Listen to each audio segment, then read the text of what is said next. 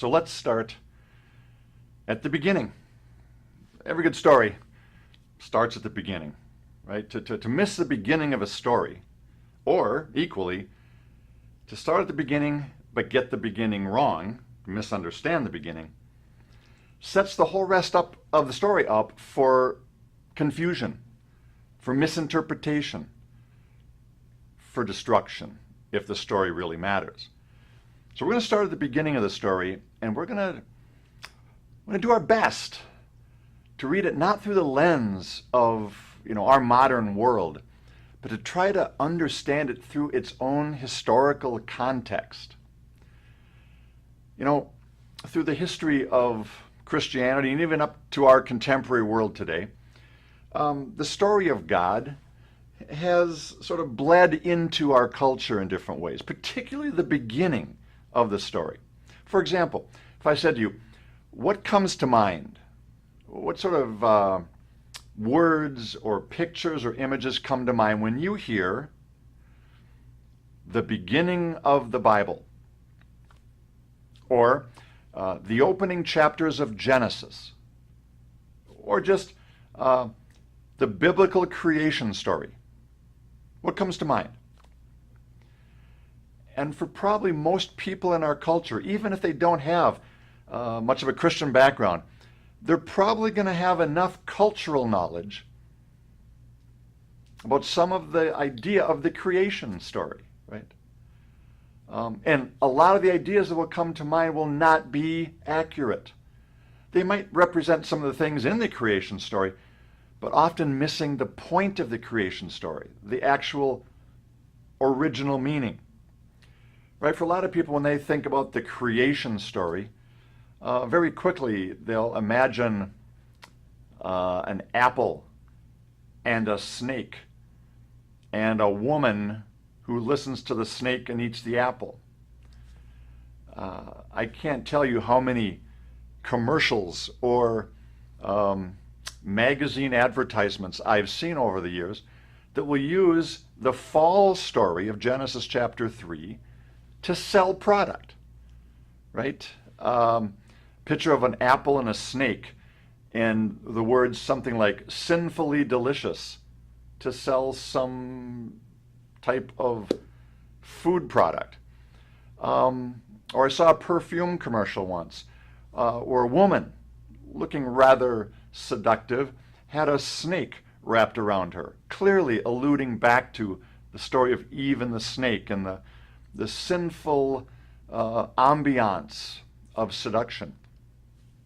So our culture knows just enough about the opening chapters of Genesis to sell things, to make provocative advertisements, but not much about understanding the point of the story. And you know what? Oftentimes through history, the church hasn't done a lot better. I think oftentimes Christians today, when they think about the creation story, will think about, oftentimes they'll think about arguing about how long the days of Genesis were. Are they 7-hour or 24-hour days? Are they long periods of time? Are they metaphorical and not either 24 hours or long period? Lots of debates about the age of creation, given the 7 days of Genesis 1. And it's understandable, because in our cultural context, since Charles Darwin, the idea of evolution has emerged. And now the creation-evolution controversy is part of our culture and in the church. And so it's understandable that we would, as Christians, want to look to the Bible to give us guidance there. But to tear out of context Genesis 1 to answer questions that really developed in the 20th and 21st centuries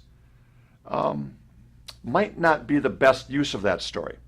I strongly believe that the Bible has things to teach us about God's creation which have bearing on science, absolutely. But we've got to go back and ask the question, what did the original author of Genesis hope that the original audience would get out of Genesis? That's got to be our starting point. I think through church history, Christians have looked at Genesis chapter 1 as a justification for our misuse, our rather selfish use and exploitation of God's creation. We remember those words in Genesis 1:28 that said that God gave the creation to Adam to rule over and subdue it. And he did. And we will get to that point in the story and look at what those words mean in context. But often they've been taken to mean that we get to do whatever we want to God's creation, as long as it benefits us. That's not the model of stewardship and rulership that Jesus modeled when he came as king. And when you get to the fall story, we've so often missed the point of the story of the rebellion, the fall in Genesis 3. We've often fixated on things like, well, what was the fruit? Was the fruit literal or figurative? Instead of realizing that whichever it was, the point of the fruit was that that particular tree, the tree of the knowledge of good and evil, represented rebellion against God. The fall was not a fall, as though we sort of tripped accidentally into breaking covenant with God. The fall was a rebellion, an all-out choice to say we do not trust God. We've often looked at that fall story and pointed at Eve. And there's been a long history of men blaming women for many things, including the original sin, as though they had no part in it. There's even been a long history of tying the fall story into a sexual story. Both Jews and Christians have, in our past, a tradition of blaming Eve and some sexual act as the original fall. There's been a lot of ways in which the opening chapters of Genesis have either been misunderstood or misapplied or often just ignored, so that we've not gotten clear the beginning of the story. And if you don't get the beginning of a story clear, the rest of the story can become rather murky. Let's see if we can't tune our ears and eyes into the ancient world and revisit some of the ideas that come forth from this really powerful text. Ideas that more likely the original author meant the original audience to catch. That if we don't take the time to think how ancient people thought, to ask the question, what did they see in these words? That we'll just miss the beginning of this story. We've got to go back to the ancient Near Eastern world, to the Fertile Crescent of that time and place where the biblical narrative unfolds, to the place that in modern times we'd say runs from the nation of Israel up through Syria over to Iraq and down to Kuwait. But that in the ancient world would have heard different nations. Israel, yes, but Phoenicia and Babylon and Sumer. Ancient times with very important things happening because God was at work amongst a unique people. We're going to read the creation story and do our best to read it through the lens of an ancient Near Eastern perspective, with an addition of the recognition that we stand at a later place in the story. We are standing post-Messiah. So we also don't want to leave out that additional lens. We want to get a picture of what the original audience would have heard and thought, and add to that what you might call a theological interpretation of that scripture through the lens of Christ. The King has come. The promised Redeemer has brought deliverance. And we can't forget that part of the story as we go back and look with fresh eyes on the beginning of the story of God. Now, one place we can begin here is to get a sense of context of the ancient world. We're going to read in a bit the Genesis creation story. But we are so used to hearing that story, at least in our Christian context, even in our culture sometimes, right? We know the pieces of the story.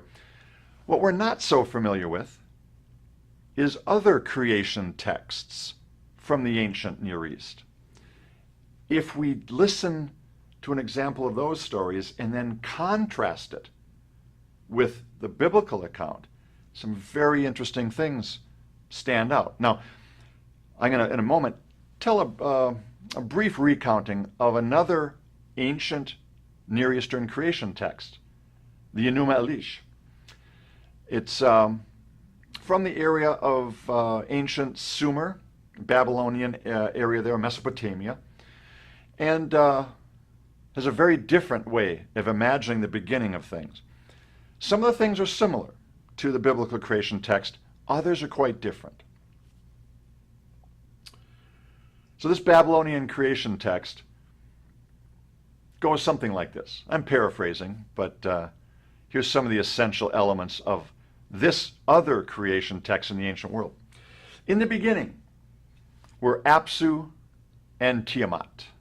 Apsu, god of the sky, Tiamat, goddess of the seas. Right there, you've got an interesting contrast with Genesis chapter 1, right? As we know, and as we'll read in a minute, the biblical creation texts start with, in the beginning, God, just one God, God created the heavens and the earth. This text already has a couple of gods, a god and a goddess, a team, almost like a husband and wife god kind of couple that are going to begin to create other things. So Apsu and Tiamat, in the beginning Apsu and Tiamat, the god of the sky, the goddess of the sea were there.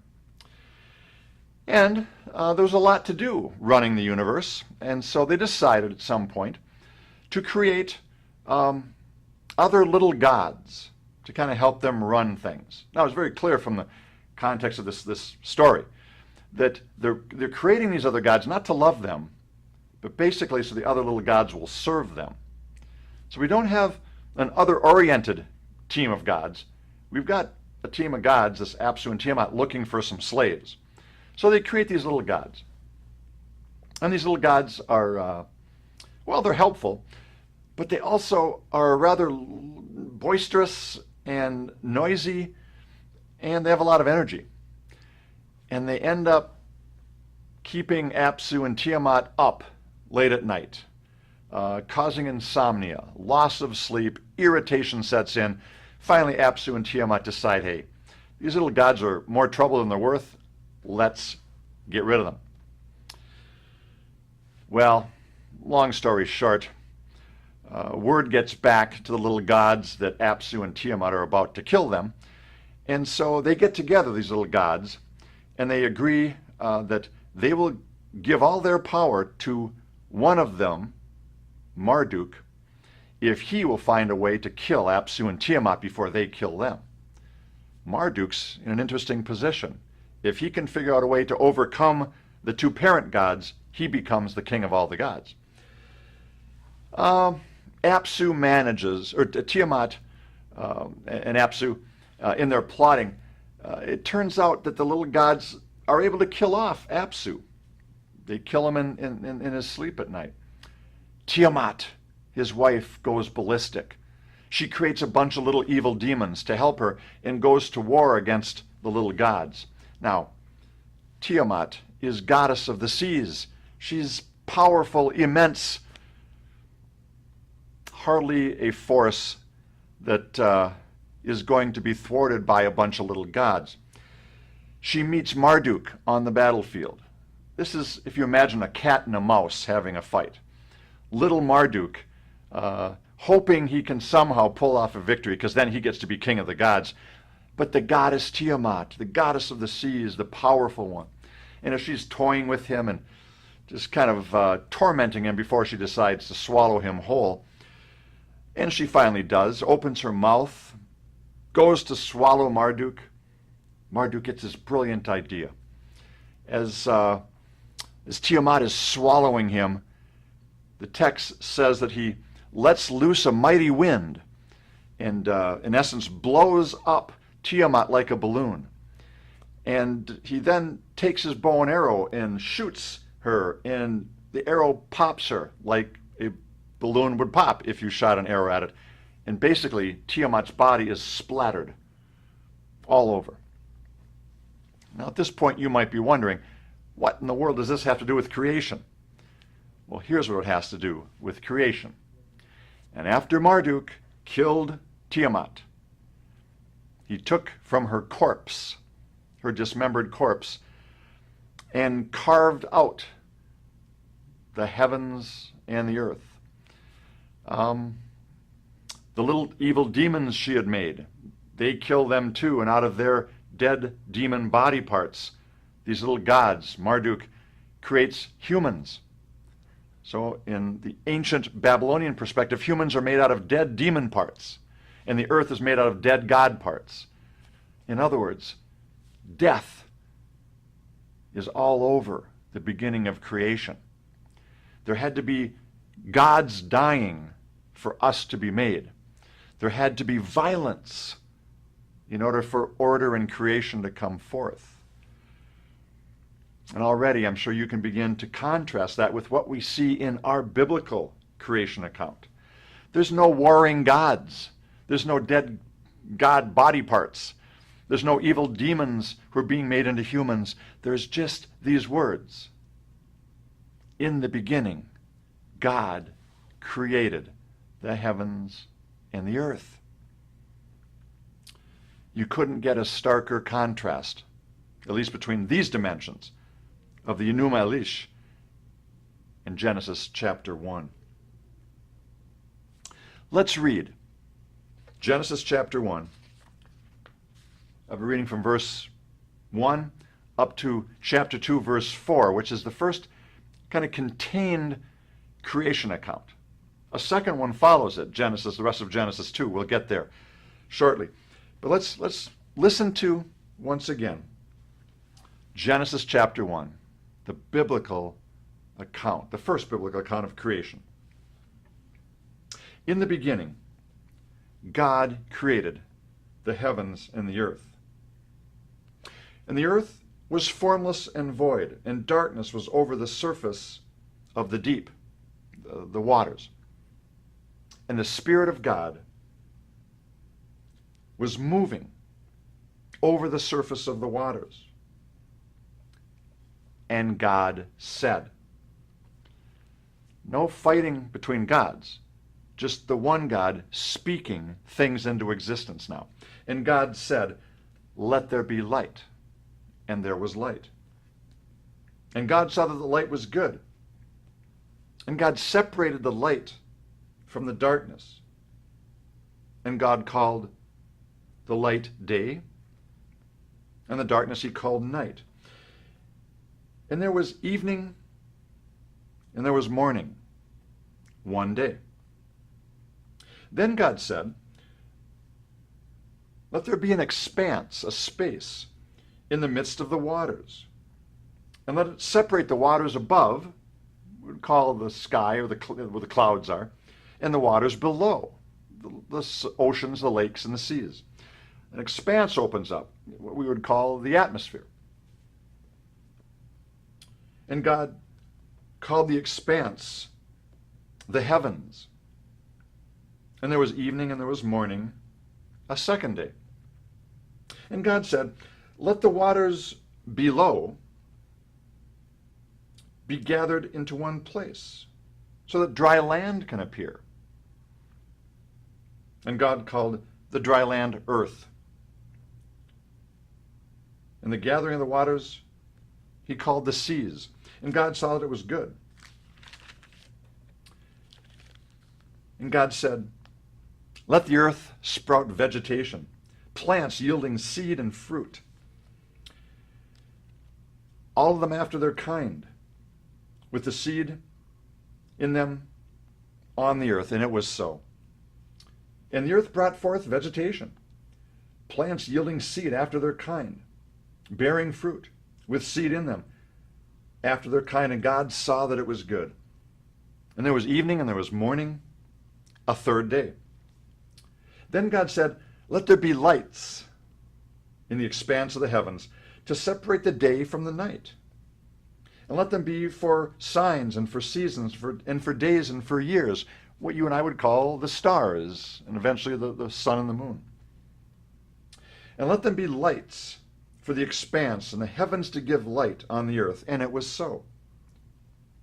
And God made two great lights, the greater light governing the day, and the lesser light governing the night. And he made the stars also. And God placed them in the expanse of the heavens to give light on the earth, and to govern the day and the night, and to separate the light from the darkness. And God saw that it was good. And there was evening and there was morning, a fourth day. Then God said, "Let the waters teem with swarms of living creatures, and let the birds fly above the earth in the open expanse of the heavens."